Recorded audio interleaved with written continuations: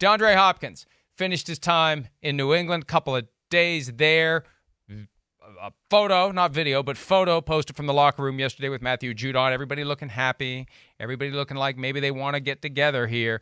Reports are that he left, completed the visit, will take some time to make a decision. Now, I don't know of any other visit he's going to take. Visited the Titans, visited the Patriots. We've seen nothing else out there. Are these the only two he's going to take? I don't know. Is somebody else going to swoop in? I don't know. But, you know, Miles, the thing that's been bothering me, usually when Bill Belichick shows interest in someone who's available, other teams out there are like, hey, if Bill's interested, maybe we should be too. And I'm surprised we haven't heard of more teams being interested simply because Bill Belichick has shown interest in DeAndre Hopkins. Maybe it's because they know that Bill O'Brien has the pre-existing relationship with DeAndre Hopkins, and maybe they're trying to relight that flame. I mean, look, if anybody knows how to use DeAndre Hopkins, it's Bill O'Brien. I mean, DeAndre Hopkins was a 3-time first-team All-Pro under the direction of Bill O'Brien's offense. So, I mean, that's one part of it. But, I mean, I don't know. Maybe the shine has sort of washed off of the Patriots a little bit, given what's gone on there over the last 2 years. I mean, we know that they were an unmitigated disaster offensively last year because of the decisions that Bill Belichick made on who was going to lead that group. So, I mean, you know, when we're looking at, well, why aren't other teams interested? I mean, it just because the Patriots are, maybe that has something to do with it. I don't know. But I think that DeAndre Hopkins can still play. And I do think it's interesting just based off of that we haven't seen or at least heard about more teams trying to get involved in this. The thing that surprises me, though, is that DeAndre Hopkins at this stage of his career, this is something Chris Sims says all the time, he's really not a number one. He's kind of like a large slot receiver. And they already have that in Juju Smith-Schuster. And maybe the plan will be, let's deploy a bunch of number 2 and number 3 receivers. We don't need a number 1. If we got all these other guys who aren't number 1s who are getting open, one of them's going to be open. We go through the progressions. And if all else fails, here's the other side of it too. When you're DeAndre Hopkins and Juju Smith-Schuster, you're open even if you're not open. Mm-hmm. And so Mac Jones can throw it close, and Hopkins, Smith-Schuster can go make the contested catch against one of the defensive backs, trying to keep them from getting to the ball. Well, and then I think you have it where you've got Hunter Henry and Mike Gesicki, and they're a part of the same offense. And we've seen the Patriots in years past, and we're going back more than a decade, but we've seen it in years past where they utilize 2 tight ends and kind of flummox the rest of the league like that. I mean, in a league where you see more and more 11 personnel with 3 wide receivers and only 1 tight end out there, if you have 2 really good pass catching tight ends, like a Mike Gesicki, like a Hunter Henry, that can give you some matchup mismatches, right? Where you can take advantage of some things based on the size. And so maybe that's the same sort of thing where you've got 2 bigger receivers, 2 dudes with really strong hands in a DeAndre Hopkins and a Juju Smith-Schuster that can be more matchup nightmares. I mean, they're bigger guys and they can take advantage of smaller corners, especially if they're there on the inside. So I think, the more options you have as an offensive coordinator, the better off you're going to be, right? If you are a Bill O'Brien, why in the world would you not want somebody you already know in DeAndre Hopkins who can elevate that offense and be a big target for Mac Jones? This is a fascinating turn, though, because back in April, DeAndre Hopkins was interviewed and he was asked to provide nonverbal answers to whether or not he was interested in 4 teams: Patriots, Jets, Chiefs, Bills. Clearly interested, big smile, looking at the camera when Chiefs and Bills were uttered. For Patriots and Jets, it was kind of a head shake and look off to the side. Right. Well, since then, I think he's realized when the Chiefs and Bills tried to trade for him and wanted him to take a lot less than $19.45 million. See, we entered this process thinking he's going to go to a new team and want to raise over $19.45. Then it became, sorry, we're not taking on that contract. How much less will you take? And they were working something out in one of those 2 cities. Odell Beckham Jr. signs with the Ravens for $15 million fully guaranteed. That throws everything sideways. And now DeAndre Hopkins is left to try to go get the best he can. Maybe it's a simple situation where the Patriots are offering more than anyone else is willing to offer. And the other thing they offer him, when you consider the other options on the team, he walks through the door as the number 1 receiver. Even if he's not a traditional number one right now that's going to draw double coverage everywhere he goes and give defensive coordinators fits and keep him up late at night, how are we going to stop this guy? He's still the best receiver on the roster, all due respect to Juju Smith-Schuster and anyone else they have on the team. If he goes to Tennessee, Treylon Burks is the guy who's up and coming. These other cities, Kadarius Toney with the Chiefs, Stephon Diggs with the Bills. You think of the other teams that could swoop in and try to do something. If you go to Baltimore, OBJ is the guy. In New England, Hopkins is the guy. It's him and all the others. Him, Juju Smith-Schuster a step down, and then everybody else. And just from an ego standpoint, there's nothing wrong with that. We're just trying to understand why he'd want to go there. But he has a status immediately walking through the door in New England that none of these other teams can give him, and that makes for maybe a little awkward adjustment period to DeAndre Hopkins joining the team where he thinks he's him. He thinks he's him. Somebody's got to defer to someone else or it's going to get ugly at some point between now and the end of the season. What? I just love you using he's him. Yeah, Mike. Way to I'm go. him. Way to know the lingo, baby. No. I love it. But after I've learned what I did last segment between Footloose and Rent, you are him. Oh, thank you. Yeah, thanks. That's not true. But I would argue if he goes to Tennessee, he's the lead dog. I'm sorry. I mean, what did we see from Treylon Burks that makes us believe that he's him already? I don't believe that. And I mean, part of that was due to injury last year, but just look, the Tennessee passing offense was not very good last year. That's why they really do need somebody like a DeAndre Hopkins to come in there and solidify something in that receivers room. I mean, they've got Treylon Burks, Nick Westbrook-Akine, and question mark. I mean, I don't know what that receiving core is going to be besides those two guys. I mean, you didn't mention him, but when you talk about Kansas City, you also got to mention Travis Kelce, right? That's the lead dog when it comes to pass catchers. And he's going to be the lead dog as long as he is there and as long as he is connected with Patrick Mahomes. So, yeah, there's a lot of different things that probably go into it. But, if DeAndre Hopkins wants to be a lead dog somewhere, then it seems like Tennessee and New England would be the options. I continue to hope that the Browns will get involved, but he wouldn't necessarily be the lead dog there either because they've got Amari Cooper. And I think that he would be a very strong number 2 to Amari Cooper, but, nobody cares about what I think.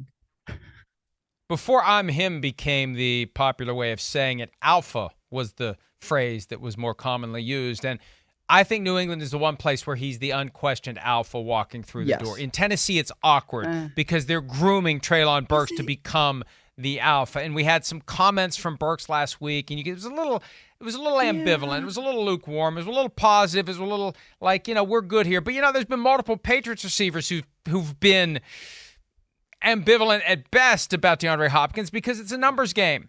And somebody's going to go. If they sign DeAndre Hopkins, one of the guys currently on the roster at the receiver position is out. And another guy who thought he was going to be more involved in the offense this year is not going to be as involved as he thought he was going to be. So that was Kendrick Bourne, who was a little bit meh, meh, meh. And then Devontae Parker, I saw this because you retweeted the exchange. He didn't want to talk about it at all.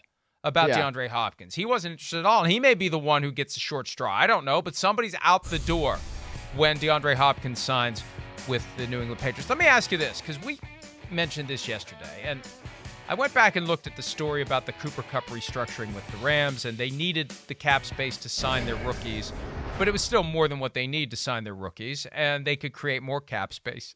Anytime you see a move like that in June, you start wondering, are they thinking of something? And we've seen the Rams in the past when Odell Beckham Jr. was released by the Browns.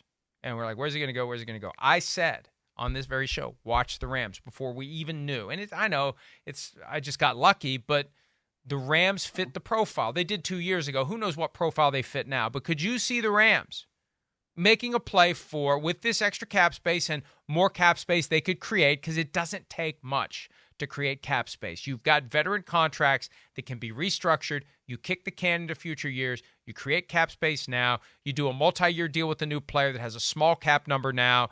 It's all about kicking the can because the cap keeps going up and up. Those dollars mean less as the years go by.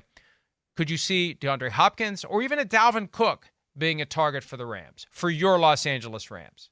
It's interesting. I mean, maybe if I don't know that that's where they're trying to be though this year. I mean, certainly they could use a DeAndre Hopkins type on that team and on that offense, just based on the fact that look, it's Cooper Kupp. Van Jefferson has potential, but he hasn't quite, gotten up there yet. They still feel good about Cam Akers at running back if you want to talk about Dalvin Cook, but it just seems like their philosophy is this year, let's take the guys that we have, let's train the young pups, and let's see what we can do. And let's kind of make it a coaching project. And then, I think that the Rams can still contend in the NFC because it is so weak. It's not like we're talking about a team in the AFC East or in the AFC North or in the AFC West with two teams at the top and the Chiefs and the Chargers. I mean, like they could still be competitive. And they could use a DeAndre Hopkins. Most teams could use DeAndre Hopkins, but I don't know that that's really what they're going for this year. I think that my understanding, at least, is that they want to see what they have this year. They want to coach these dudes, and then they can figure out where things go next year after there's sort of a reset in what things are this year, And the expectations internally haven't necessarily changed and all that. And you go and you get a DeAndre Hopkins, it signals like, hey, we do feel really good about the guys we have, and we just want to elevate that. But I don't know if I see it for them right now. But I could see them, just that same mindset when they're toying with what it takes to go next level and go all in, what was the guy's name from Rounders with the Oreos? What was his name? I know the character. I mean, I know the actor. John Malkovich. What was his character's name? It was something Bob. What was his? I don't know. We'll figure it out. He had his tell where he would do something with the Oreos, but they went all in, and he is, pay the man his money. But this Teddy KGB, how could I forget that? Boy, I really am. I think it is. You know what? I think I am getting a little. Oh well, we'll see in 5 weeks. We'll see if I can remember anything. I may not remember you in 5 weeks, but I digress. What was my point? Oh, I could see Les Snead. I could see Les Snead and Sean McVay sitting around thinking, they say we're not going to be very good this year. And we understand we're in kind of a transition, but look around the NFC. You got all the great players leaving the conference, all those great teams in the AFC. We could at least make some noise this year. There's 3 wild card spots. We could be better than people think. Everybody thinks we're going to be crap this year. We got a couple guys floating around out there, and Stan's feeling good. He just won the NBA championship, and maybe we can overperform our expectations this year. We grossly underperformed last year. Maybe it's a win this year if we get one of those 3 wild card spots. And I mean, if they could just keep their core players healthy, why wouldn't they be in contention for a playoff spot? Last year it was all about injuries more than anything else. If you can get DeAndre Hopkins or Dalvin Cook, all of a sudden they don't become a Super Bowl contender, but they become something other than the Rams. We went through all the teams yesterday. You put Patrick Mahomes on any team, which teams aren't Super Bowl contenders? It's easier to list the ones that aren't with Patrick Mahomes. Yes. And Sims and I agreed on the Texans, the Cardinals, maybe the Bears, maybe the Rams. Well, so it's amazing how far they've fallen. This is a way for them to just prop up a little bit and lay the foundation for whatever's going to happen next year. That's why I think they're still the same guys that did the Teddy KGB and pushed all the chips into the middle of the table. It's still the same guys who did that. That's why I can't ignore the possibility that they're sitting around thinking, man, we can be better than what people think we're going to be. We can be better than what we think we're going to be. Yeah, we may not win the Super Bowl, but we can stick it to a lot of people. We can shut up a lot of haters if we go 10-7. But I think that they already think that with or without DeAndre Hopkins. I mean, I don't want to be like, oh, DeAndre Hopkins is making him that much better. I mean, I think that he does elevate that team. But it also depends on, what does he want to do? Does he want to come in and, like we were talking about a little bit ago, does he want to be the alpha?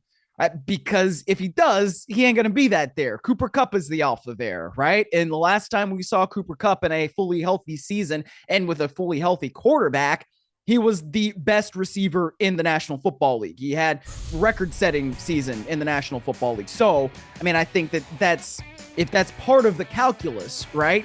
then that's something that you got to think about. But yeah, I mean, they've got some highly paid dudes for that team, right? Or highly paid guys that are on the cap, at least. You know, when you've got Cooper Kupp and Aaron Donald and Matthew Stafford, and Allen Robinson obviously no longer there with the Pittsburgh Steelers after that trade, those are the lead dogs. And they are sort of counting on those three guys in Kupp, in Stafford, and Donald to lead that team into where it's going to be. And that's a little bit of a different situation than they've had maybe in the past, where it's those three and other veterans around them. You know, they had Jalen Ramsey when they won the Super Bowl and all that. So it's not the same as it's been. But I think that they have confidence in their coaching staff and their scouting staff that they've brought in guys who can compete and can probably make some noise in the NFC. Because there's three wild card teams, right? That's exactly what can happen. I mean, look at what Seattle did last year. I don't think anybody really anticipated that, but now I feel like we should anticipate that Seattle is going to get that much better, right? They should be knocking on that door with San Francisco, and maybe we get that kind of rivalry that we had in the beginning of the decade, you know, where it was San Francisco and Seattle, and those two teams are clashing, and then it's 2012, it's 2013, things like that. I don't know. Oh, the last game of the 2019 regular season, that epic between the 49ers and the Seahawks that had the number one seed, I think, hanging in the balance. So, yeah, we could be back to that. But the Rams, I think, could try to make things interesting. You mentioned Kupp, Donald, and Stafford. Over under 1.5. How many of those guys are back with the team next year? Over under is 1.5. Oh, over. At least I think Kupp Donald and Donald. I don't think Donald will be back next year. I don't think he'll be back. I think this is his last year with the Rams. I don't know that. This is just broader understanding of his career and everything that's gone on and the way his contract is structured. I think he either retires or gets traded after this year at his request to a team closer to his hometown of Pittsburgh. And I think with Stafford, I think that this is it. Because, look, I know he's healthy now, and that's great. And Sean McVay said it's a night and day difference. He said that to reporters earlier this week. That last year they didn't have Stafford at all in the offseason program. Now he's there, he's engaged, he's throwing, he's healthy. That's great. But once it's time to start playing in the games, what's going to happen? He's going to get hit. He's going to get banged up. He's going to keep his mouth shut about it like he always does. And they're going to accumulate. And it's going to get to a point where it's affecting his play. That's how it works. Unless all of a sudden they have a much better offensive line than they did last year, the hits are inevitable. The contact is inevitable. When he's 35, he's taken a pounding in his career. He's an old 35. I think this is it for him with the Rams this year, and I think this is it for Donald. So I'm going over. I think Kupp is the only one who's back with the team in 2024. Again, I'm going under. You're going over. I'm going under. You take odds. I'll take evens. I got under. I got Kupp being back next year. Not a report. Please don't make this any more than it is. Florio says both Donald and Stafford are gone next year. But if I had to guess, I'd say they're both going to be gone next year. Hi, it's Mike Florio. Thanks for watching PFT on YouTube. Hit subscribe for the latest news and analysis from Pro Football Talk.